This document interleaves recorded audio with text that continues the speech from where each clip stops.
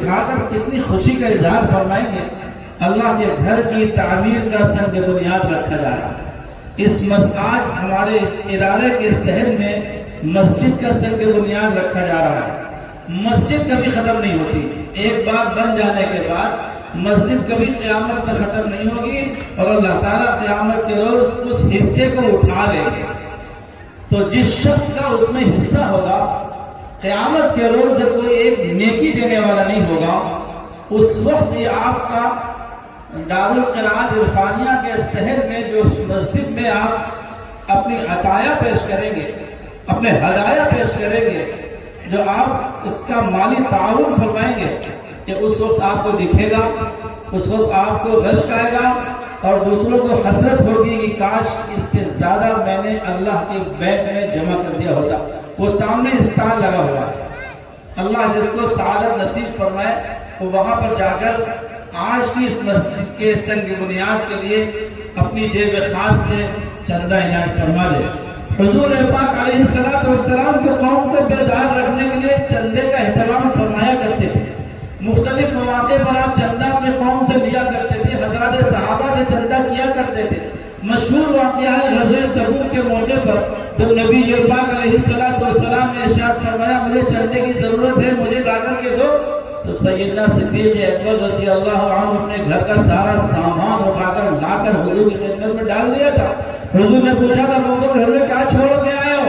فرمایا تھا یا رسول اللہ گھر میں اللہ کو، اللہ کے رسول کو چھوڑ کے آیا ہوں، باقی سب کچھ لے آیا ہوں۔ وہ صحابیات جب حضور کی طرف سے چندے کا تقاضا ہوتا تھا اپنے کلائیوں کی چوڑیاں نکال کر ڈال دیا کرتی تھی، اپنے کانوں کا زیور نکال کر ڈال دیا کرتی تھی، حضور خدمت میں پیش کر دیا کرتی تھی، کیونکہ آخرت پیش نظر تھی۔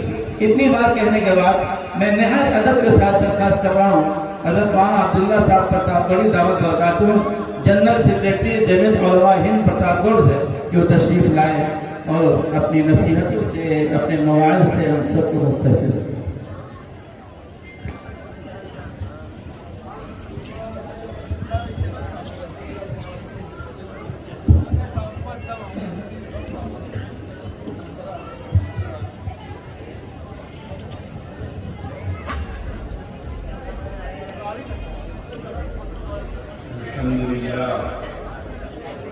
الحمد لله نحمده ونستعينه ونستغفره ونؤمن به ونتوكل عليه ونعوذ بالله من شرور أنفسنا ومن سيئات أعمالنا من يهده الله فلا مضل له ومن يضلله فلا هادي له ونشهد أن لا إله إلا الله وحده لا شريك له ونشهد أن سيدنا وشفيعنا وسندنا ومولانا محمدا عبده ورسوله أما بعد فأعوذ بالله من الشيطان الرجيم بسم الله الرحمن الرحيم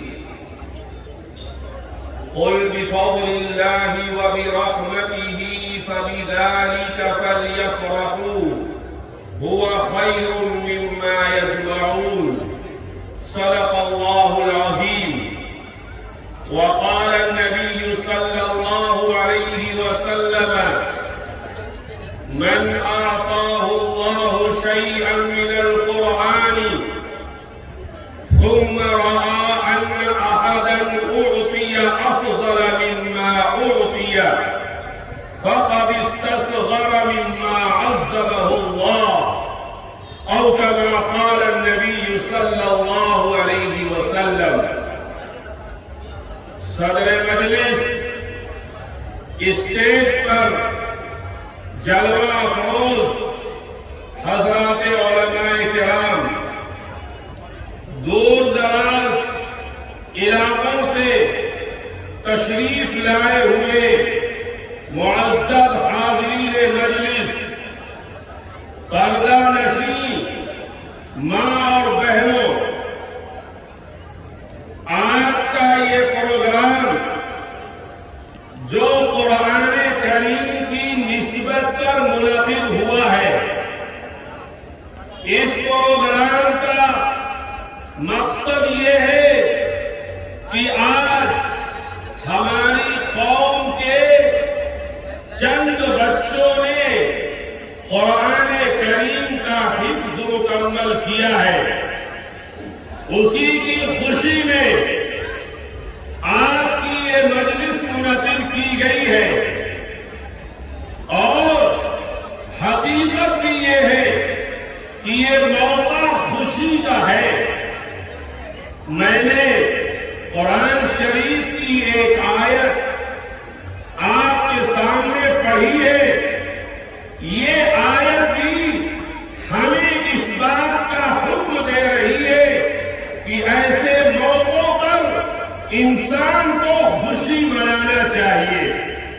یقیناً وہ طلبہ بھی خوش ہے جن کا حفظ مکمل ہو رہا ہے، وہ اساتذہ بھی خوش ہے جنہوں نے ان بچوں کے پیچھے محنت کی ہے، اور استاد محترم حضرت قاری رحمت اللہ صاحب دامت برکاتہ العالیہ بھی خوش ہیں جن کا لگایا ہوا یہ درخت آج ان کی آنکھوں کے سامنے برابر نظر آ رہا ہے۔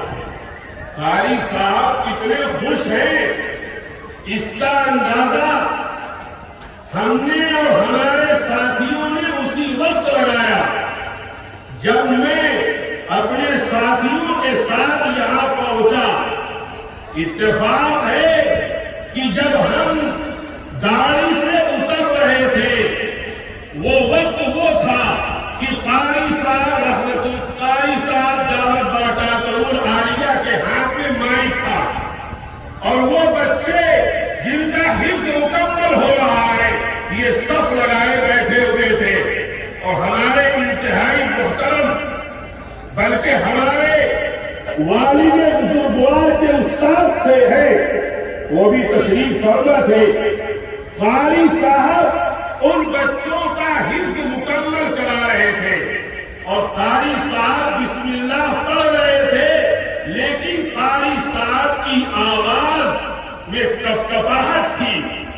قاری صاحب پڑھنا چاہ رہے تھے لیکن زبان لڑکھڑا رہی تھی اور آنکھیں ڈگڈگا رہی تھی۔ ہم آتے رہے، قاری صاحب نے قرآن شروع کرایا، اخیر کی چند سورتوں کی تلاوت فرمائی۔ عجیب حال تھا، قاری صاحب ایک سورت پڑھتے اس کو مکمل کراتے اور دوسری سورت جو پڑھنی ہوتی قاری صاحب بھول جاتے۔ کیا پڑھنا ہے قاری صاحب کو سمجھ میں نہیں آ رہا تھا۔ قاری صاحب دوبارہ اس کو شروع کرتے۔ قاری صاحب کا بولنا اور ان کی آواز ساتھ نہ دینا، قاری صاحب کا آگے پڑھنے والی سورت کو بھول جانا، یہ سب کسی ایسی وجہ سے نہیں تھا کہ بہت بڑا مجمع ہے، مجمع کا روپ تھا، قاری صاحب کی زبان لڑکھڑا رہی تھی، ان کے اوپر کس کا روپ پڑے گا۔ یہ تو صرف ہندوستان کے نہیں عالمی قاری ہے، یہ تو عالمی اسٹیج پر جا چکے ہیں۔ ہندوستان کے بڑے سے بڑے اجلاس کے اندر انہوں نے قرآن پڑھا ہے، ایران جیسے شہر کے اندر جا کر قرآن کی تلاوت کی ہے، ان کے اوپر کس کا روپ پڑے گا۔ لیکن آج ان کی زبان جو لڑکھڑا رہی تھی وہ اس کے علاوہ کوئی چیز نہیں تھی کہ قاری صاحب حد سے زیادہ خوش تھے۔ قاری صاحب کو انتہائی خوشی تھی، اس خوشی کے اندر قاری صاحب کی زبان ان کا ساتھ نہیں دے رہی تھی۔ اور یہ بھی ایک عجیب چیز ہے، انسان کی زندگی میں دو گھڑی بڑی اہم آتی ہے، اور ان دونوں گھڑیوں کے اندر انسان اپنا آپا کھو بیٹھتا ہے۔ ایک تو کوئی بہت بڑے غم کی بات آ جائے، کوئی بہت بڑی مصیبت آ جائے، ایسے وقت انسان ہوش میں نہیں رہتا۔ اسی طرح کبھی جب کوئی خوشی ہوتی ہے اور وہ خوشی حد سے زیادہ ہوتی ہے تو ایسے موقع پر بھی آدمی اپنے ہوش کھو بیٹھتا ہے، کیا بول رہا ہے کچھ نہیں سمجھتا۔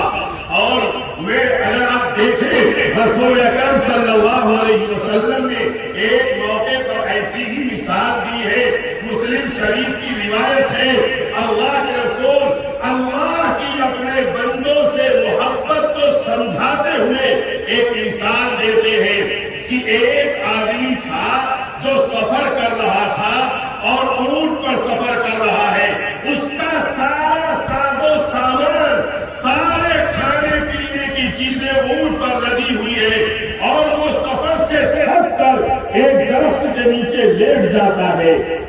اس کی آنکھ کھلتی ہے تو اس کا اونٹ غائب ہے، اس کا ساز و سامان غائب ہے۔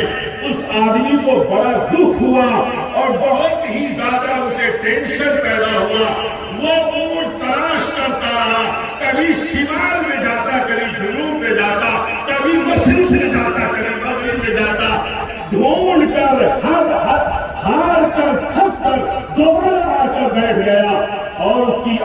گئی اور جب دوبارہ آنکھ کھلی تو اس کا اونٹ اس کے سامنے مر ساز و سامان کے کھڑا تھا۔ اللہ کے رسول فرماتے ہیں اس بندے خدا کو اتنی خوشی ہوئی، اتنی خوشی ہوئی، اتنی خوشی ہوئی کہ مارے خوشی کے کہنے لگا اے اللہ آپ میرے بندے ہیں اور میں آپ کا رب ہوں۔ اللہ اکبر، یہ تو ایسا جملہ ہے کوئی ہوش میں کہہ دے علماء مفتیان کرام کفر کا فتویٰ لگا دیں گے، لیکن نہیں، آج یہ خوشی میں پاگل ہو گیا ہے اور اس پاگل ہو جانے کی حالت میں یہ کہنا چل رہا تھا کہ اے اللہ آپ میرے اللہ ہیں، آپ میرے رب ہیں اور میں آپ کا بندہ ہوں، لیکن خوشی کے اندر زبان لڑکھڑا نہیں اور کہہ دیا اے اللہ آپ میرے بندے میں آپ کا رب۔ اللہ کو یہ ادب پسند ہے، کیوں وہ خوش ہے اور خوشی میں کیا بول رہا ہے مجھے اسے کچھ نہیں سمجھ میں آتا۔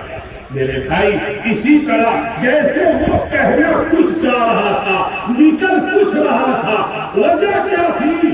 وہ خوشی سے پاگل تھا۔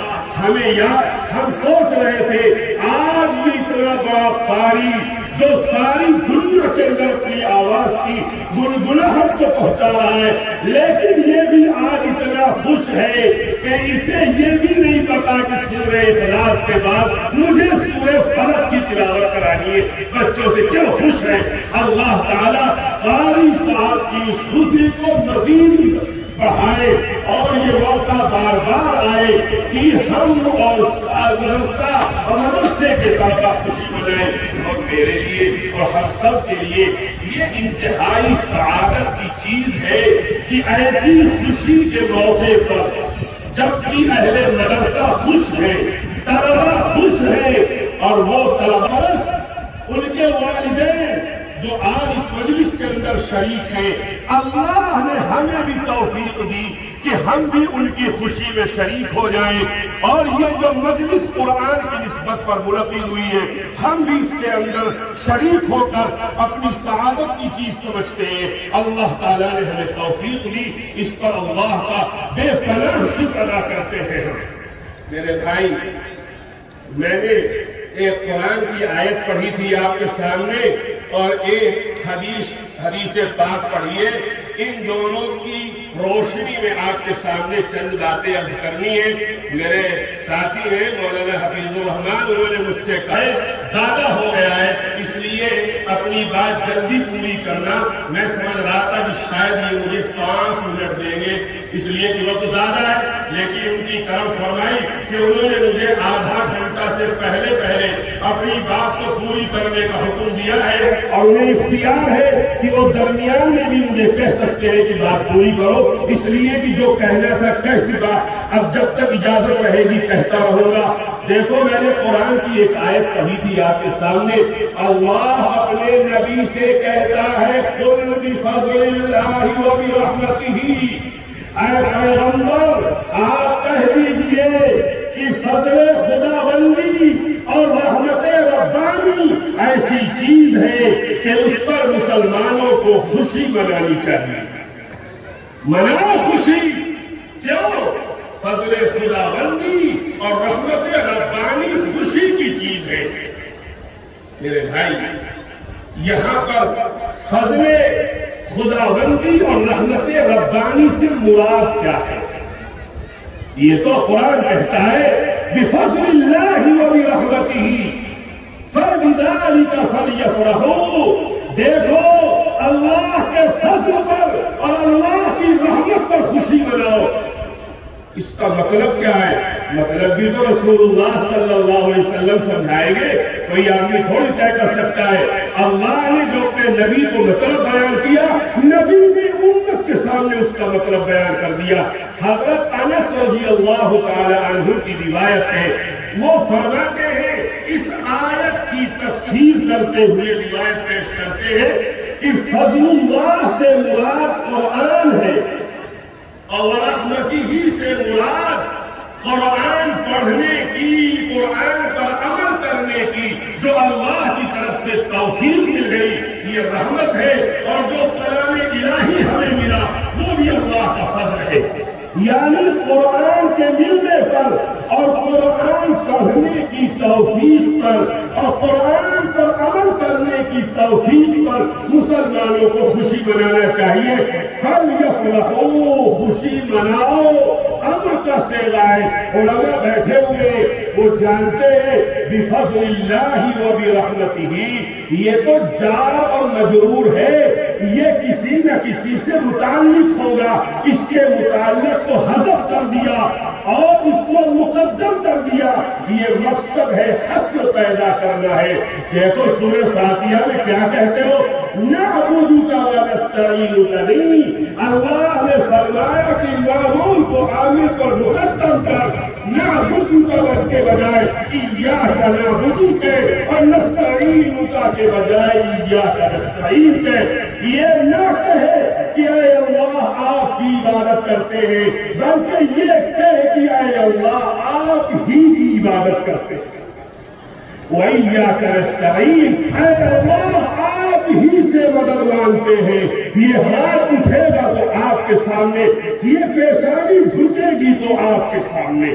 اسی طرح اللہ نے فرمایا بِفَضْلِ اللَّهِ وَبِرَحْمَتِهِ، دیکھو اس کے فعل کو حذف کر کے حسر پیدا کیا کہ خوشی منانے کی چیز اگر کوئی ہے تو فضل خداوندی اور رحمت ربانی ہے۔ اور پھر آگے ایک فَلْيَفْرَحُوا کو حذف کر کے آگے پھر فَلْيَفْرَحُوا لا کر تاکید پیدا کر دی کہ دیکھو خوشی منانا بھی چاہیے اور اسی کا خوشی منانا چاہیے۔ آگے وجہ بیان کی، هُوَ خَيْرٌ مِّمَّا يَجْمَعُونَ، اس پر خوشی مناؤ۔ کیوں؟ اس لیے کہ یہ وہ دولت ہے کہ دنیا کی وہ تمام دولتیں جسے تم اپنے دامن میں سمیٹتے ہو، اس قرآن کے سامنے کوئی چیز نہیں ہے۔ سب سے بہتر دولت، سب سے بہتر چیز جو ہے وہ قرآن ہے۔ قرآن کو پڑھنا ہے میرے بھائی، اللہ کا فضل ہوا، اللہ کی توفیق شامل حال ہوئی، ورنہ میرے بھائی قرآن پڑھ لینا یہ کسی انسان کے بس کی بات نہیں ہے۔ اللہ اگر توفیق نہ دے انسان کے بس کا کام نہیں، اللہ اگر توفیق نہ دے انسان کے بس کا کام نہیں۔ فیضان محبت عام صحیح، عرفان محبت عام نہیں۔ بھائی یہ تو اللہ نے توفیق دی کہ آدمی قرآن پڑھ رہا ہے۔ یہ بچے ظاہر سی بات ہے مختلف گاؤں سے تعلق رکھتے ہیں، ایک کسی گاؤں کے 2 بچے ہوں گے، 3 بچے ہوں گے، میرے بھائی گاؤں میں 1 نہیں 2 نہیں سینکڑوں بچے ہیں، لیکن ان سینکڑوں بچوں میں سے 3-4 بچوں کو اٹھا کر مدرسے میں لے آنا اور مدرسے میں انہیں قرآن پڑھنے کی توفیق دے دینا، یہ سب آٹومیٹک نہیں ہو رہا ہے، یہ سب اپنے آپ نہیں ہو رہا ہے، اس کے اندر اللہ کی توفیق اور اللہ کی مرضی شامل حال ہے۔ اللہ نے منتخب کیا ہے، جسے اللہ منتخب کرتا ہے اسی کے لیے اپنی دولت دیتا ہے۔ محبت کے لیے کچھ خاص دل مخصوص ہوتے ہیں، محبت کے لیے کچھ خاص دل مخصوص ہوتے ہیں، یہ وہ نغمہ نہیں جو ہر سانس پہ گایا جائے۔ اگر اپنی طاقت سے ہوتا کوئی محروم نہ رہتا، یہ تو اللہ کی توفیق کا حال ہے، جسے چاہتا ہے دے دیتا ہے، جسے چاہتا ہے محروم کر دیتا ہے۔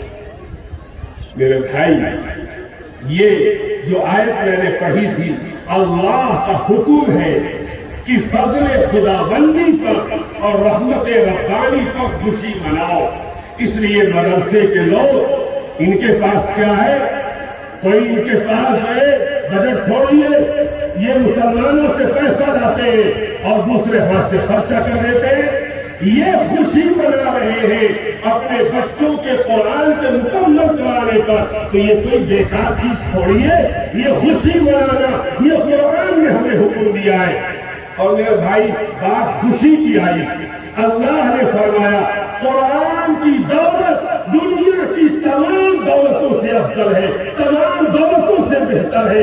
دنیا کی کوئی دولت ایسی نہیں ہے کہ جس پر خوشی منائی جائے۔ ایک آدمی گزرا ہے جسے بڑی دولت دی تھی اللہ نے، اتنی دولت دی تھی، اتنی دولت کہ آج بھی دولت کا تذکرہ آتا ہے تو اس کا نام ضرور آتا ہے۔ ان قارون کان من قوم موسیٰ فبغى علیہم وآتیناہ من الکنوز ما ان مفاتحہ لتنوء بالعصبۃ اولي القوة اذ قال لقومه لا تفرح ان اللہ لا يحب الفرحین۔ قارون گزرا ہے، قارون کو اللہ نے بڑا خزانہ دیا۔ کتنا خزانہ دیا؟ کوئی تاریخ کی کتاب کا حوالہ نہیں ہے، کوئی سیرت کی کتاب کا نہیں ہے۔ دیکھو اللہ قرآن کے اندر فرماتا ہے ہم نے قارون کو اتنا خزانہ دیا، اتنا خزانہ دیا، اتنی دولت دی ہم نے اس کو کہ وہ دولت جس تجوری میں رکھتا تھا اس تجوری کے تالے کی جو چابیاں ہوتی تھی ان چابیوں کا وزن بھی اتنا زیادہ ہوتا تھا کہ نوجوان پہلوان طاقتوروں کی ایک جماعت بھی ان چابیوں کو نہیں اٹھا پاتی تھی۔ اللہ اکبر! کون لگائے گا حصہ؟ بھائی اللہ نے بڑا خزانہ دیا تھا، بڑی دولت دی تھی قارون کو، اس کے خزانوں کی چابیاں، میرے بھائی چابی تو بہت ہلکی وزن کی ہوتی ہے، کروڑ 10 کروڑ روپیہ ایک تجوری میں رکھتا ہے اور 4 5 10 چھٹائیں بھی اس کی چابی ہوتی ہے، لیکن قارون کے خزانے کی چابیاں بڑے بڑے نوجوانوں کی جماعت بھی اس کو اٹھا پاتی تھی۔ وہ اس دولت کے ملنے پر خوش ہونے لگا، اترانے لگا، حکم آیا لا تفرح، اے قارون اس پر مت اترا، یہ اترانے کی چیز نہیں ہے، یہ کوئی خوشی منانے کی چیز نہیں ہے، ان چیزوں پر خوشی منانے والے کو اللہ پسند نہیں کرتا۔ کیوں؟ اس لیے کہ دنیا کی دولت میں سب سے بڑی کمی یہ ہے کہ وہ ہمیشہ رہنے والی نہیں ہے، وہ ایک دن ساتھ چھوڑ دے گی۔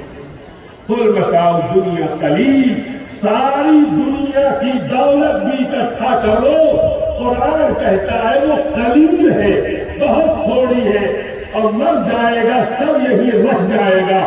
اصل دولت وہ ہے جو تیرے ساتھ رہے اور تیرے مرنے کے بعد بھی تیرے ساتھ جائے۔ یہ دنیا کی دولت یہ تیرے سانس رکنے کے بعد تجھ سے الگ ہو جائے گی، لیکن یہ قرآن کی جو دولت ہم نے تجھے دی ہے، یہ قرآن کی دولت تیری سانس رک جائے گی۔ تجھے لوگ گھر سے نکال کر کاندھے پہ لاد کر قبرستان لے جا کر نماز جنازہ پڑھ کر تجھے قبر میں دفن کر دیں گے، وہاں نہ تیرے رشتے دار ہوں گے نہ وہاں تیری دولت ہوگی، اگر ہوگی تو یہ دولت ہوگی جس دولت کے عطا پر آج مدرسے والے خوشی منا رہے ہیں۔ میرے بھائی قرآن ختم کے بعد ایک دعا لکھی رہتی ہے، اللہم آنس وحشتی فی قبری، اللہم ارحمنی بالقرآن العظیم۔ اے اللہ کل قبر کی تنہائی ہوگی، قبر کا اندھیرا ہوگا، وحشت ہوگی، اے اللہ اس قرآن کی برکت سے قبر کی وحشت کو انسیت سے بدل دے۔ اے اللہ قرآن کی برکت سے قبر کے اندھیرے کو اجالے سے بدل دے۔ میرے بھائی وہاں دنیا کی بڑی سے بڑی دولت بھی وحشت کو نہیں ختم کر سکتی، اندھیرے کو ختم کر کے اجالا نہیں پیدا کر سکتی۔ وہاں تو یہ قرآن ساتھ دے گا۔ اللہ فرماتا ہے اس قرآن کی دولت پر، جو یہ دولت ہم نے ان بچوں کو دی ہے، اس دولت کے ملنے پر خوشی مناؤ۔ وہاں تو دنیا کی بڑی سے بڑی دولت پر خوشی منانے سے منع کیا گیا، اور یہاں قرآن کی دولت پر خوشی منانے کا حکم دیا گیا۔ معلوم یہ ہوا کہ اصل چیز اللہ کے نزدیک جو خوشی منانے کی ہے وہ یہ قرآن شریف کی دولت ہے۔ میرے بھائی اس لیے یہ پہلی آیت جو میں نے ایک آیت پڑھی تھی آپ کے سامنے خطبے کے بعد، اس کا تعلق اس سے تھا جو میں نے آپ کے سامنے باتیں بیان کی۔ اب میں اس سے ہٹ کر اپنی پڑھی ہوئی حدیث کی طرف آپ کو لے چلتا ہوں۔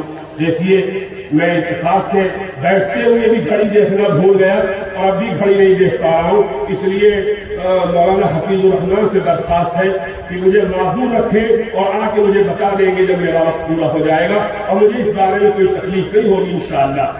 دیکھیے، میں نے آپ کے سامنے ایک حدیث پڑھی تھی، اس حدیث کو بھی ذرا سنو میرے بھائی۔ اگر یہ دولت قرآن دنیا کی بڑی سے بڑی دولت اس کا مقابلہ نہیں کر سکتی، تو آگے رسول اللہ کا ایک فرمان بھی سن لو۔ کیا ہے فرمان رسول اکرم صلی اللہ علیہ وسلم کا؟ اللہ کے رسول نے فرمایا، من اعطاہ اللہ شیئا من القرآن، دیکھو اگر کسی کو اللہ نے قرآن کی دولت دے دی، اگر کسی کو اللہ نے کچھ قرآن پڑھنے کا سلیقہ دے دیا، یہ بہت بڑی دولت ہے۔ دیکھو، حافظ ہو جانا ہی نہیں، پورا قرآن پڑھ لینا نہیں، قرآن حدیث کہتی ہے شیء من القرآن، چند سورتیں بھی اگر اللہ نے تجھے سکھا دیے اور تو قرآن پڑھنا جان گیا، تو یہ اتنی بڑی دولت ہے، اتنی بڑی دولت کہ اگر اس دولت کے بعد دنیا کا بڑے سے بڑا دولت مند تیرے سامنے آ جائے، دنیا کی بڑی سے بڑی نعمتوں کو حاصل کرنے والا تیرے سامنے آ جائے اور تیرے دل میں یہ خیال پیدا ہو جائے کہ وہ مجھ سے بہتر ہے، اللہ کا رسول فرماتا ہے افسوس ہے تیرے اوپر، تو نے اپنی دولت کی قدر نہیں کی، تو دوسروں کی دولت کو دیکھ رہا ہے، تجھے تو اللہ نے ایسی دولت دی ہے کہ اس دولت کا مقابلہ دنیا کی کوئی چیز نہیں کر سکتی۔ میرے بھائی ذرا سوچو تو صحیح، دل پہ ہاتھ رکھ کر، دنیا کی پوری دولت کی، پوری کائنات کی حیثیت کیا ہے؟ حدیث کے اندر مشہور ہے، آپ نے سنا ہوگا کہ پوری کائنات اور کائنات میں جو کچھ ہے اس کی حیثیت اللہ کے نزدیک ایک مچھر کے پر کے برابر بھی نہیں ہے۔ فرماتے ہیں اللہ تعالیٰ، اللہ کے رسول، کہ اگر اس کائنات کی قیمت اللہ کے نزدیک ایک مچھر کے پر کے برابر بھی ہوگی تو اللہ اپنے نہ ماننے والے کو ایک گھونٹ پانی بھی نہ دے۔ کوئی حیثیت نہیں ہے، مچھر کے پر کی کیا حیثیت ہے؟ اتنی حیثیت بھی نہیں ہے دنیا کی۔ اسی لیے قرآن کہتا ہے کہ کل قیامت کے دن میدان محشر میں جب یہ کافروں کو جہنم کا فیصلہ ہو جائے گا تو یہ اگر دنیا بھر کا سونا اللہ کو دے، پوری دنیا ان کو مل جائے اور یہ اللہ کو پیش کر دے کہ اے اللہ اس کو لے لیجئے، جہنم سے چھٹکارا دے دیجئے، اللہ فرماتا ہے قبول نہیں کیا جائے گا۔ تو دے کیا رہا ہے؟ مچھر کے پر کے برابر میں جس کی حیثیت نہیں ہے۔ اللہ فرماتا ہے اگر تجھے قرآن کی دولت دی میں نے اور تو نے اس دولت کے بعد دنیا کی کسی اور دولت کی طرف دیکھا، تو نے قرآن کی توہین کی ہے۔ قرآن کی توہین یہ نہیں ہے کہ کسی نے قرآن کو جلا دیا تو توہین کر دی، یہ بھی توہین ہے۔ اگر کسی نے قرآن کے بارے میں کوئی غلط جملہ کہہ دیا، یہ بھی توہین ہے۔ اور قرآن کی دولت کے ہوتے ہوئے کسی دوسری دولت کو بڑی سمجھنا، یہ بھی قرآن کی توہین ہے۔ بھائی، ہمارے بچے اور ہمارے مسلمان بھائی اس دولت کو سمجھیں، اس سے بڑی کوئی دولت نہیں ہے، یہی وہ کتاب ہے، اس کے علاوہ کوئی بھی کتاب نہیں ہے۔ اس کے ایک حرف کے پڑھنے پر 10 نیکیاں، اگر ماں باپ مر جائیں، رشتہ دار مر جائیں، قبر میں ان کو عذاب ہو رہا ہو، یہ قرآن پڑھ کے بخش دو، ان کے لیے راحت کا سامان ہو جائے گا۔ بڑی بڑی ڈگریاں حاصل کرنے کے بعد، بڑے بڑے اونچی تعلیمات حاصل کرنے کے بعد لے کے بیٹھ جاؤ BA انٹر کی کتاب کو اور صبح سے لے کے شام تک سب پڑھ دو، اے اللہ پورا BA کا کورس پڑھ دیا، ایک نیکی دے دو، کچھ نہیں ملے گی۔ ایک مرتبہ پڑھ دے قل اللہ احد، 10 ستارے کا ثواب مل جائے گا۔ 3 مرتبہ پڑھ دے، تجھے پورے قرآن کا ثواب مل جائے گا۔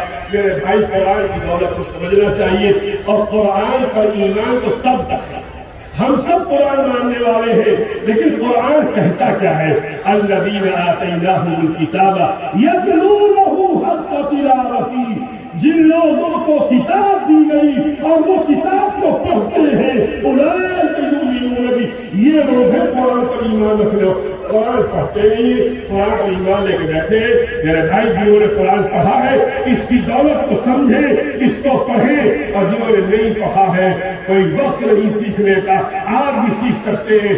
اللہ ہم سب کو اس قرآن کو پڑھنے کی، قرآن پر عمل کرنے کی اور اس دولت کی قدر کو پہچاننے کی توفیق عطا فرمائے۔ وآخر دعوانا ان الحمد للہ رب العالمین۔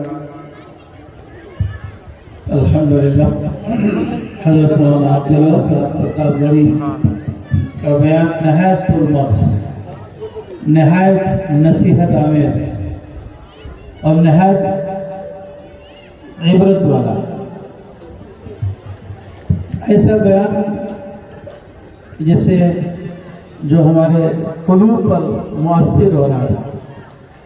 ہماری آنکھ لگتی کہ اللہ تعالیٰ نے ہمیں سارے کائنات کی سب سے عظیم دولت عطا فرمائی، پھر نگاہ ہماری کہیں اور اٹھے تو اس سے بڑا بدنصیب کوئی شخص نہیں ہو سکتا۔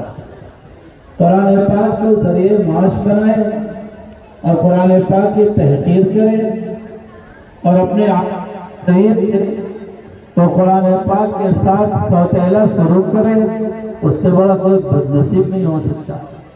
اللہ تعالیٰ آپ کو خوب خوب جزائے خیر نصیب فرمائے۔ جو باتیں آپ نے فرمائی ہیں ان پر ہم سب کو عمل کی توفیق۔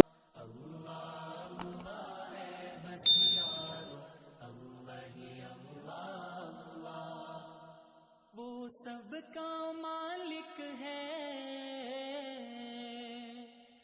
وہ سب کا مالک ہے، جس کا عرش معلیٰ۔ اللہ اللہ